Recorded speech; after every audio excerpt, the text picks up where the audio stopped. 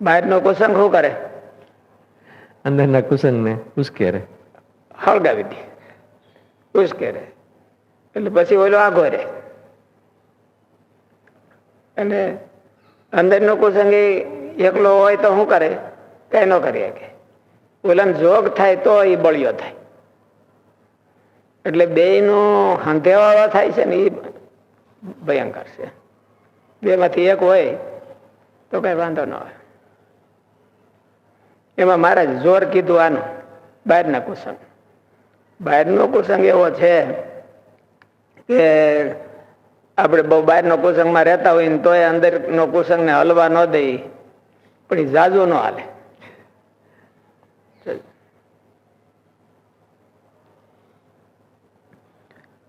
તેમાં પણ વિચિત્રતા તો એ છે કે આ જે કુસંગ છે તે સ્વયં પ્રવર્તી શકતો નથી, પણ આપણી અંદર રહેલા કુસંગને ઉશ્કેરીને તેના દ્વારા આપણામાં પ્રવર્તે છે. ભાઈ કૃષ્ણ સ્વરૂપ સ્વામી એક સરસ વાત કરી હતી. કારિયાણીના વસ્તા ખાચર કીધા કે પછી બીજું કઈક નામ હું ભૂલી ગયો.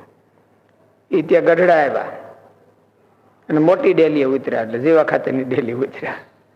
અને એમ કે એવા હિસાબથી કે હમણાં થોડાક દી 15 દી નવરાય છે તો મહારાજનો સત્સંગ કરી આવ્યા.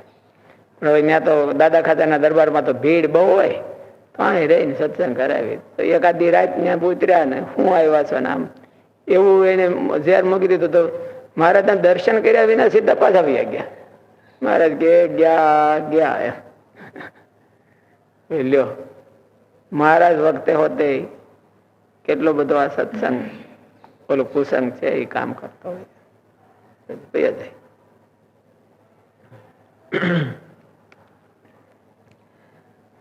મહારાજ નો સત્સંગ કરવા આવ્યા હતા, થઈ ગયું મોઢા કુસંગ એટલે ગયા, આવ્યા જ નહીં હોય. આ જે કુસંગ છે તે સ્વયં પ્રવર્તી શકતો નથી, પણ આપણી અંદર રહેલા કુસંગને ઉશ્કેરીને તેના દ્વારા આપણામાં પ્રવર્તે છે. જો અંદરનો કુસંગ તેને યારી ન આપે તો તે કાંઈ કરી શકતો નથી. મજબૂરી ત્યાં છે કે આપણા અંદરની નબળાઈ આગળ આપણે ક્યારેક જ જોઈએ છીએ. મજબૂરી ત્યાં છે કે આપણા અંદરની નબળાઈ આગળ આપણે ક્યારેક જ જોઈએ છીએ. એટલે નબળાઈ સામું જોવું હોવું જોઈએ. નબળાઈ આગળ નબળાઈ ને આપણે પ્રોત્સાહન સીધું આપી દઈએ. આપણને ઈચ્છા થઈ કે હાલો ભાઈ ઇન્ટરનેટમાં કદડો જોવો છે તો તરત જોઈ લઈ. એની હામાં લડાઈ ન કરીએ. આ બધા અત્યારનો કુસંગ જ છે ને, અત્યારનો આધુનિક કુસંગ છે એ ઓલા ચારે ને ભૂગી જાય એવો છે. એકમાં બધું એકમાં ઓલ ઇન કરલો દુનિયા મુઠ્ઠીમાં, બધું મુઠ્ઠીમાં આવી ગયું. કુસંગ બધો આવી ગયો. એમાં જે જોતો હોય બધો કુસંગ મળે. એટલે એની સામું લડાઈ કરવા આપણે તરત સરેન્ડર થઈ જાય. મન એવું લૂચું છે એટલે સરેન્ડર થઈ જાય. એટલે પછી કરી રાખે. એટલે પછી બહાર ગમે એટલો સત્સંગ કરે તો કઈ સત્સંગ નું ઉભું ન રહે.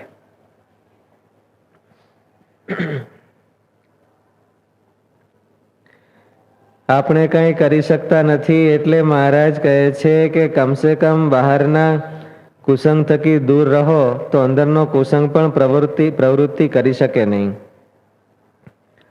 મહારાજ કહે છે કે જીવના હૃદયમાં પણ સંત અને કુસંગી બંને પોતાના હથિયાર સજ્જ કરીને ઊભા છે, પરંતુ બહારના જે તે થકી જે તેનું પોષણ થાય છે.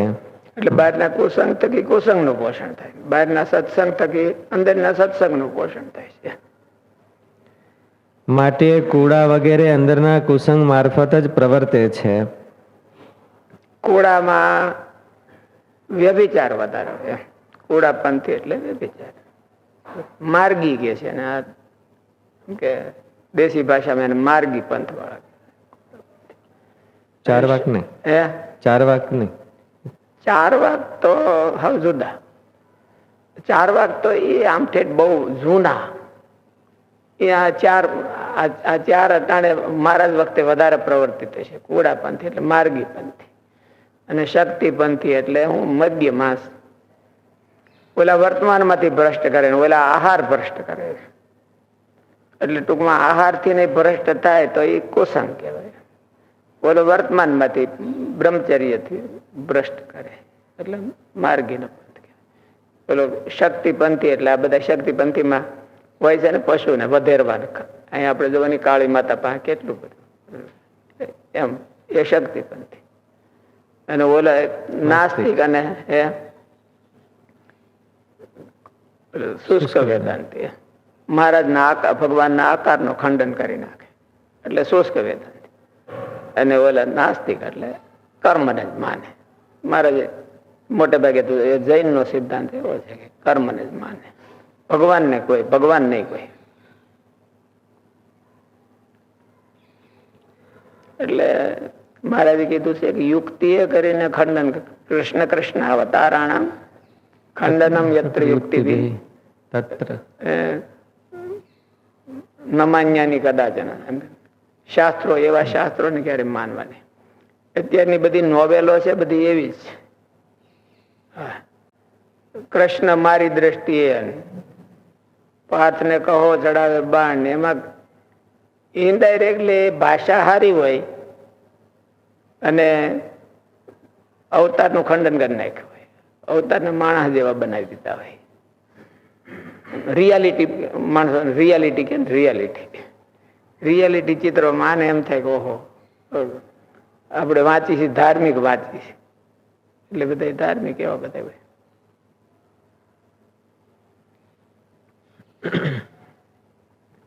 એટલે અત્યારે કોઈ નિરાકારવાદી નો તો માનવા ન જતા હોય કોઈ બહુ આપણે સત્સંગની અંદર, પણ તો કોક ને જો માર્ગે ચડી ગયા હોય તો પછી એને પાછા વાળવા કઠણ પડે નિરાકાર ને માર્ગે. પણ અહીંયા સત્સંગમાં આવીને આવી નોવેલ વાંચે અને એ ધ્યાન ન રાખે કે ભાઈ આમાં ભગવાનનું ખંડન થઈ જાય છે કે ઓલું થઈ જાય છે, એવું ન હોય. કુડા એટલે શાબ્દિક અર્થ તો વ્યભિચારથી જન્મેલ એવો થાય છે. હા, ડિક્શનરી અર્થ એવો છે કુડા એટલે વ્યભિચારથી જન્મેલી જે પ્રજા હોય એ બધી કુડા કહેવાય. પણ કુડા પંથી નો અર્થ એવો છે કે જ્યાં વ્યભિચારનું બહુપણું છે. કુડા પંથનો અર્થ થાય છે કે જેમાં વ્યભિચારને જ પ્રાધાન્ય આપવામાં આવે છે. તેના દ્વારા અંદર પડેલા કામને જ ઉશ્કેરવામાં આવે છે, જે કલ્યાણના માર્ગ થકી પાડે છે. જ્યારે શક્તિપંથી મધ્ય માંસાદિકનું ભક્ષણ બહેકાવી વર્તમાનમાંથી ભ્રષ્ટ કરે છે, પવિત્રતા ચૂકાવી દે છે. આહાર ભ્રષ્ટ કરે છે સીધા. જેનો સ્વાદ બહેકી ગયો હોય તેને આ ખાવું ને આ ન ખાવું એવો પ્રતિબંધ પોષાય નહીં અને ગમે ત્યાંથી ખાય, પછી પવિત્રતા ક્યાંથી રહે? અત્યારે તો આ બધું હાવ એની કોઈ મર્યાદા જ નથી રહી અને ઘરમાં કરી ગયો છે કુસંગ એમ બધા. ઘરમાં કરતા ખિસ્સામાં કરી ગયો છે. જ્યારે શક્તિપંથી મધ્ય માંસાદિકનું ભક્ષણ બહેકાવી વર્તમાનમાંથી ભ્રષ્ટ કરે છે, પવિત્રતા ચૂકાવી દે છે.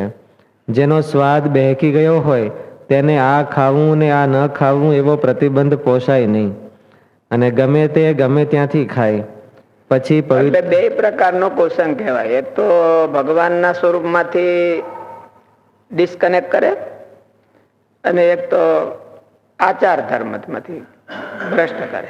તો એ બે પ્રકારનો કુસંગ કહેવાય. હવે ત્યારે આ ચાર હતા, અત્યારે માંથી જે આ બે વાના કરે એ કુસંગ કહેવાય.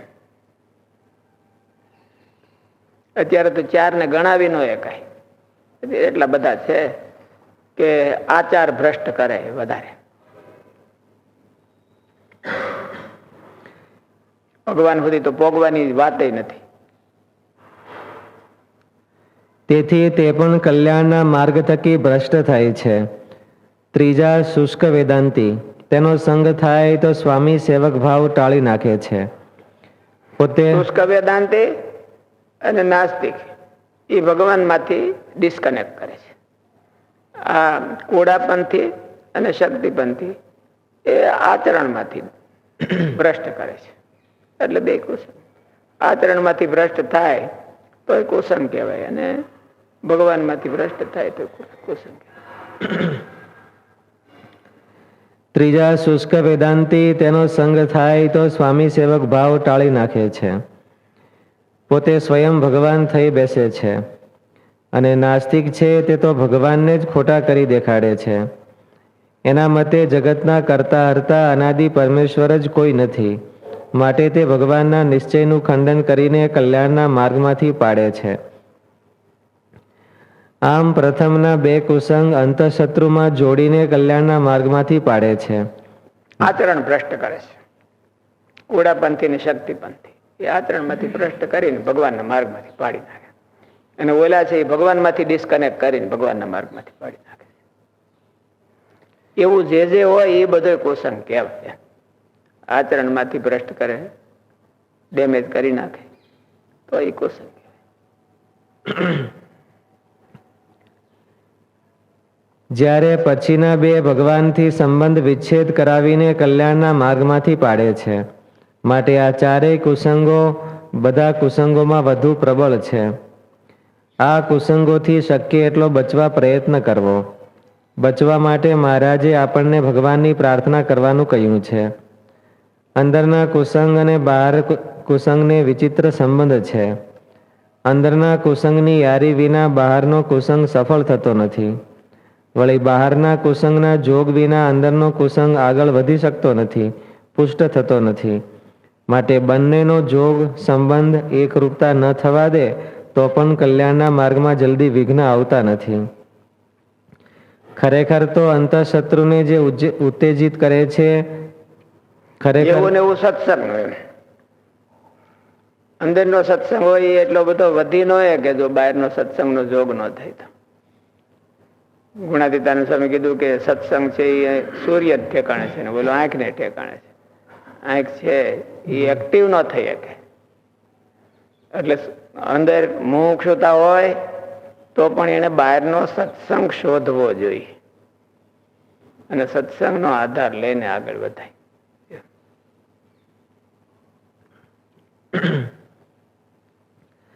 ખરેખર તો અંતઃશત્રુને જે ઉત્તેજિત કરે અને ભગવાનનો સંબંધ વિચ્છેદ કરાવે એ જ કુસંગ છે. આ બે કુસંગ, અંતરશત્રુને ઉત્તેજિત કરે અને ભગવાનનો સંબંધ વિચ્છેદ કરાવી નાખે, આ કુસંગ. અંતરશત્રુને ટાઢા પાડે અને ભગવાનનો સંબંધ મજબૂત કરાવી સત્સંગ. પછી અંદરથી બહારથી જ્યાં થતું હોય એને ઓળખતા શીખવું અને મહારાજને પ્રાર્થના કરવાની અને પ્રયત્ન કરવાનો પોતે. ખરેખર તો અંતઃશત્રુને જે ઉત્તેજિત કરે અને ભગવાનનો સંબંધ વિચ્છેદ કરાવે એ જ કુસંગ છે, અને અંતઃશત્રુને દૂર કરે ઉખેડે તે જ સત્સંગ છે. મહારાજે આ વચનામૃતમાં ગણાવેલા ચારેય કુસંગ પણ ઉપરનું જ કાર્ય કરે છે, અર્થાત અંતઃશત્રુને ઉત્તેજિત કરે છે અને ભગવાનનો સંબંધ વિચ્છેદ કરાવે છે. માટે મહારાજ કહે આ ચાર થકી દૂર રહેવું, ડરતા રહેવું. પણ જગતની વિચિત્રતા એ છે કે સત્સંગથી દૂર રહે છે, ડરતા રહે છે. જ્યાં કામ સ્વાદ વગેરે દોષોનું ખંડન થાય, સ્વામિનારાયણ પાસે જવાય નહીં એમ કે એવું લોકમાં એવું કે સ્વામિનારાયણ પાસે ન જવાય.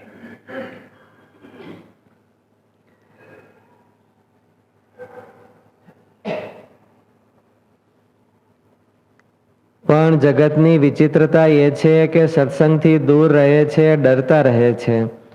જ્યાં કામ સ્વાદ વગેરે દોષોનું ખંડન થાય તો જીવ ત્યાંથી દૂર ભાગે છે. ભગવાનને ઉપદેશ પણ આપવો પડતો નથી, અને તે દોષોનું પોષણ થાય ત્યાં જગતના જીવો દોડે છે. માટે મહારાજ કહે છે કે જેને પોતાના જીવનું કલ્યાણ કરવું તેને તેમ ન કરવું, પણ સમજીને તેનો ત્યાગ કરવો. કુસંગ થકી ડરવું ને સત્સંગમાં પ્રીતિ કરવી. સત્સંગ કુસંગ છે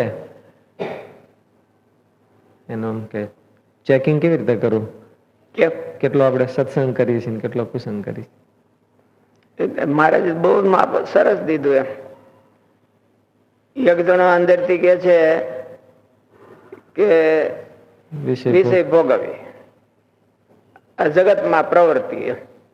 વિષય ભોગવી એટલે જગતમાં પ્રવૃત્તિ. ભગવાન સિવાય બીજી પ્રવૃત્તિ છે એ કરીએ તો એ કુસંગ છે. એ પોતાના સામું જોવે કે મને કેટલી એવી ઈચ્છાઓ થાય તો એટલું કુસંગ આપણા હૃદયમાં એનું માપ છે. એનું માપ કાઢવા માટે તે જ.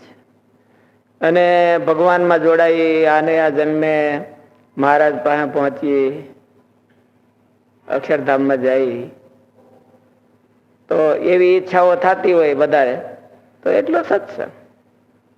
બહાર સત્સંગ ગમે એટલો હોય પણ આપણા હાથમાં એટલો આવ્યો. અહીં સત્સંગ ભરપૂર હોય પણ આપણા હાથમાં કેટલો આવ્યો એ આપણને કેમ ખબર પડે? અને બહાર સત્સંગ ન હોય તોય આપણે પકડી લેતા હોય તો એનો આધાર જ આપણે મારે જ એક ખાલી કીધું. એ કેવું સરસ કાકાભાઈ નો પ્રશ્ન છે કે એક તો અંદરથી કહે છે કે જગતને ભોગવીએ અને એક અંદરથી ના પાડે. એ બે કોણ છે? મારે જ કીધું કે બે સત્સંગ ને કુસંગ છે. હા પાડે છે એ કુસંગ છે અને ના પાડે છે એ સત્સંગ છે. એટલે આપણને આપણે જોવા માટે પણ આ જ સાધન છે, બીજું કઈ નથી. આપણને કેટલી એની ભૂખ જાગે છે તો એટલો કુસંગ. અને આ ભગવાનના માર્ગની કેટલી ભૂખ જાગે છે, માલિપાથી કેટલી ઈચ્છાઓ થાય છે એટલો સત્સંગ. આપણને ખબર.